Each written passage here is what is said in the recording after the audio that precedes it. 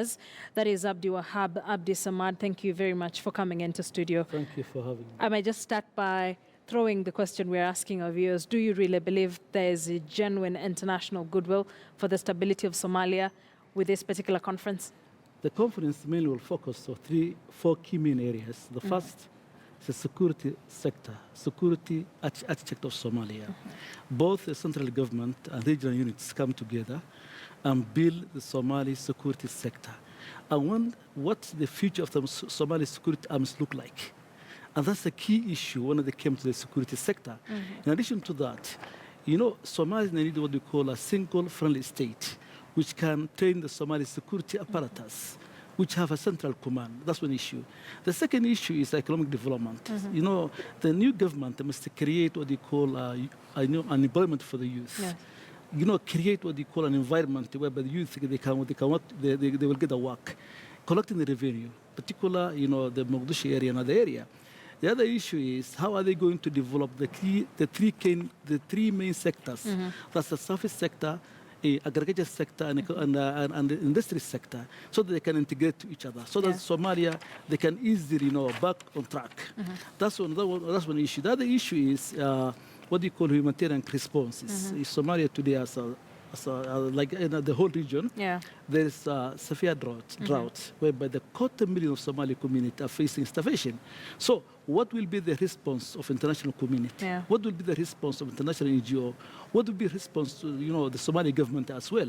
So that at least they can contain that drought, which affected the entire region, including Kenya, Ethiopia, Somalia, and the whole of Africa. The other issue they are going to focus is what you call the good governance and political reform. Somalia adopted a federal system, unlike the before. So how are they going to build the Somali institutions? They're going to start from the scratch. As we speak right now, there's a loose structure within government.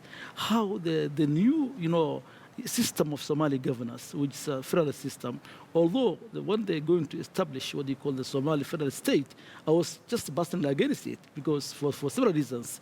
The federalism in Somalia is a wrong concept, at the wrong time, at the wrong place, for the wrong people, practically for the wrong leaders. That's exactly, it will create what you call the question of the legitimacy. What do you call the issue of what you call those unities? Are they going to loyal to the central government? So there's a lot of conflict of interest between the central government and those unities.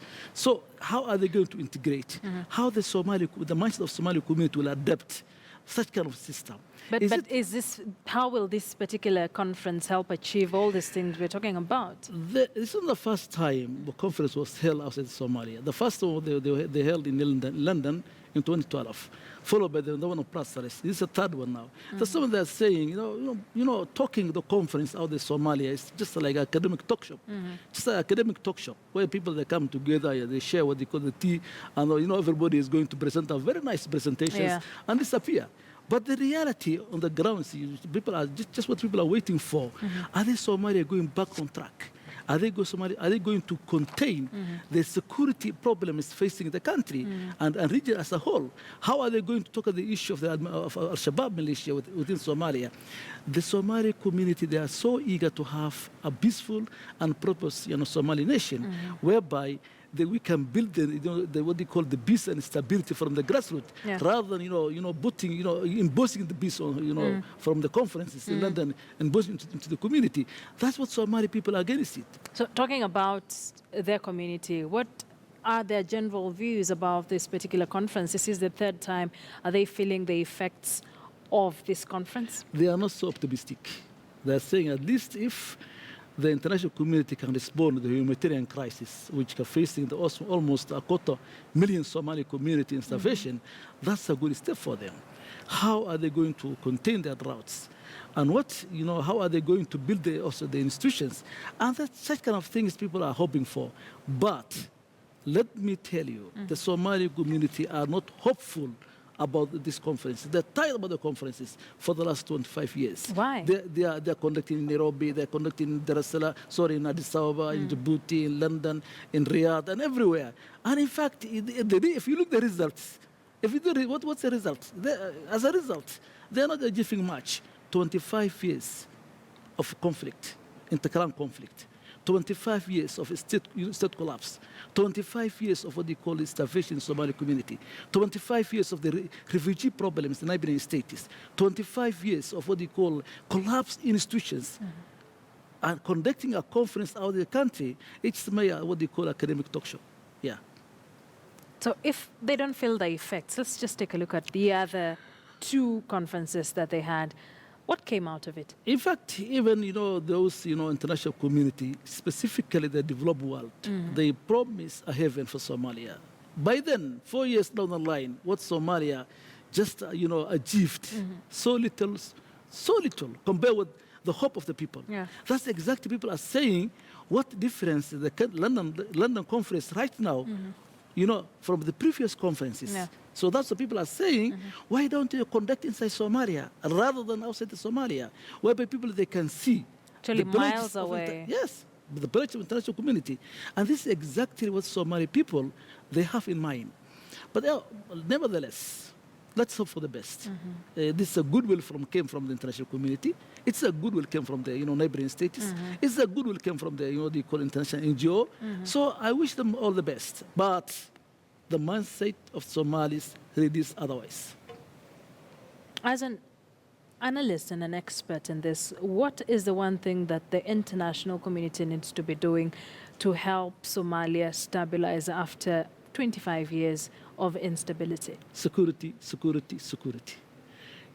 Somali community, right now, as we speak today, the Somali army forces are almost between 15 to 20,000 troops, together with regional administration forces, plus proxy forces, American proxy forces inside Somalia, plus 22,000 strong, Amisom peacekeeping force.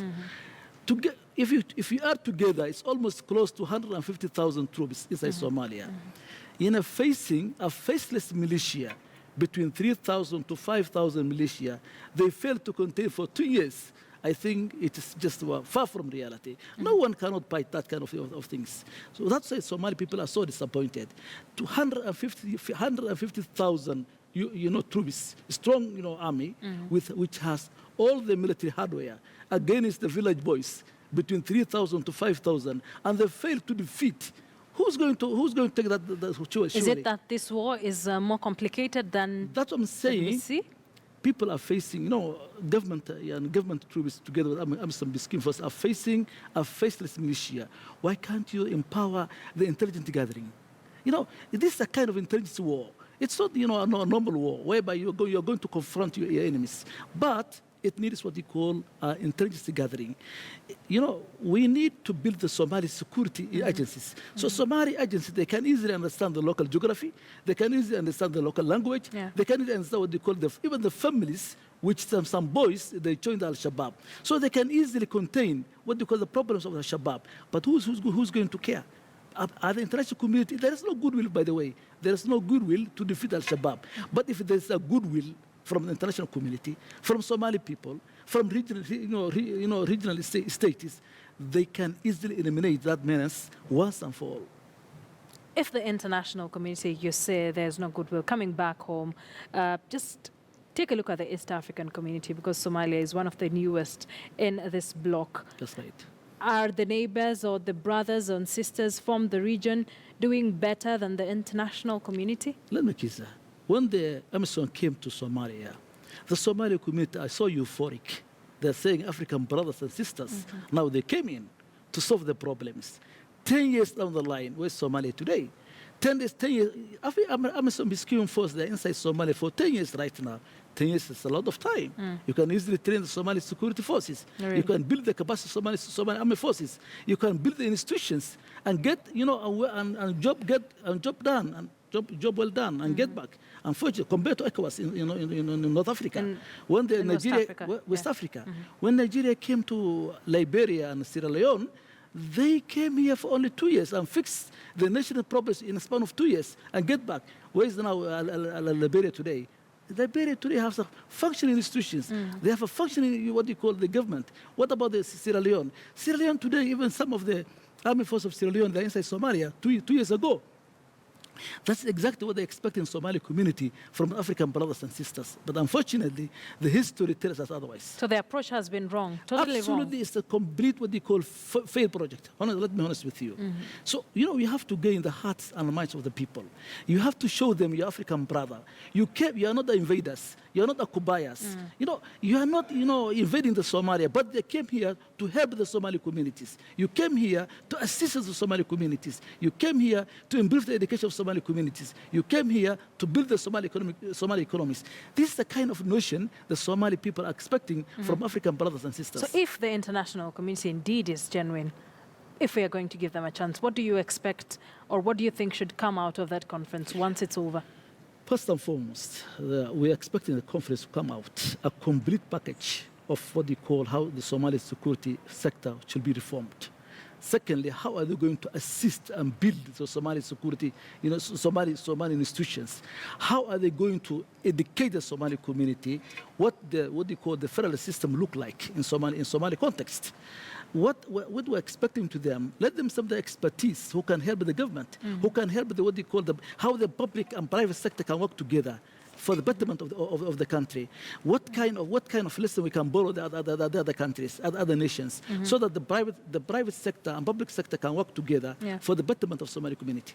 All right. Thank you so much. We'll see how that goes. Once it's over, we'll have you back and take a look at, after a few months, on whether the things that were discussed there were actually implemented in Somalia.